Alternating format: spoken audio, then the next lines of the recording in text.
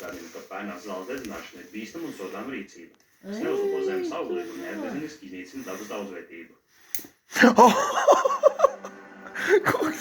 Koks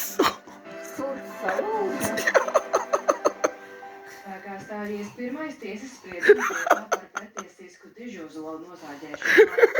Par īpaši aizsargāšanās dabas teritorijām. to koks salauz. Piespriesta 2 gadu probācijas un pienākums atlīdzināt valstī nodarītos O, tā bumbiņa būtu labāk. Rīgas pilsētas tiesa apstiprinājusi mīkstā, prokuroru un mīkstā. apsūdzēju atzīstot Jā, vīrieti par tiešām vainīgu kārtīgi. personu grupā izdarītā noziegumā. Deguna Izmeklēšanā nesīca. noskaidrots, ka notiesātais iegādājies un nodevis līdzzinātājiem motorzāģi, kā arī nozāģēšanas brīdī 2022. gada 26. oktobrī novērojas apkārtni.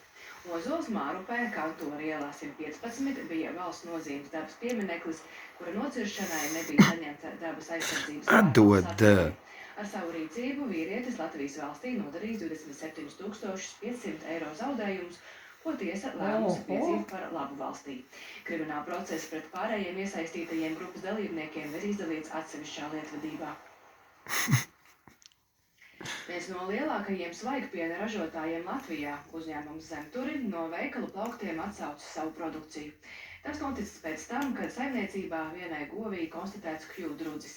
Pārtikas un veterinārais dienas skaidro, ka risks galvenokārt saistīts ar nepasterizētu, jeb Klausies, nerunā. kamēr pasterizēta piena produkti šādu risku nerada. Atdod. Saimniecībā lēš, ka zaudējumi būs vairāk 1000 eiro, un vēl nav zināms, kad piena tirsniecība varēs atsākt. Pašāk stāsta Miks Kuncevičs. Dienu laikā no veikala Pagaidi, nāksies paliec apsaukt 5 tonnas svaigpiena, stāsta zemnieku saimniecībā Zemturi. Produkcija izņem piesardzības nolūkā, lai pasargātu patērētājus. Baktēriju saimniecībā konstatēt pēc tam, kad vienai govī analīzēs atklāts kūdrūdžu ierosinātājs. Un iemesls, kāpēc varbūt šī baktērija nonāk pie mums, jo viņa mīt visā Latvijā. Tas ir tas, ko mēs esam šajās dienās pētījuši, meklējuši informāciju, jo šī baktērija pie mums pirmoreiz ir atceļojusi. Viņa ceļo par visu Latviju. 17% no Latvijas saimniecībām šī baktērija mīt. Un mēs esam nonākuši redzeslokā ar to, ka mēs esam svaigpiena tirgotāji. Protams, ka reputācijas risks pastāv, bet mēs darīsim visu, lai viss būtu vislabākajā kārtībā, un mēs ceram, ka visi... Tas ir Kārlis? Veikala plauktos, un Tas ir Kārlis? Šitais. Tos kaut kādu pieredzi, kā nākotnē rīkoties gan mums, gan varbūt citiem.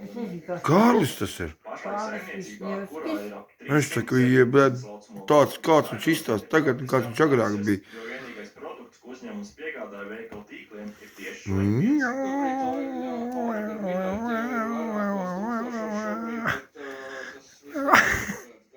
Zināmā mērā riski pastāv tieši svaigpienam.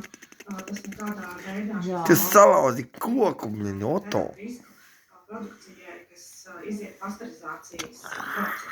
Pasterizēts piens ir uzskatāms par pilnīgi drošu. Kur tam viņš to pienu liks tagad? Un cilvēkiem saslimšanas risks ir zems. Tātad lokāli, jā, putekļiem, tādā veidā, tā kā vides infekcija varētu teikt, tāpēc pateikt, ka šī saimniecība... Kas tas bija, ko? Turpmāk kāds cits to nevar. Arī Jau sapēr. Produkts tika izskatīts veikalu tīklos Rimī, Maksim, Nu. Jelvī un citās mazākās Ēc. tirdzniecības vietās. No, atmiņķi. No, jā, mēļoks man ir, jā. Tāds pīdnīgs zināts, ka man koža, ne? Ko? Jā.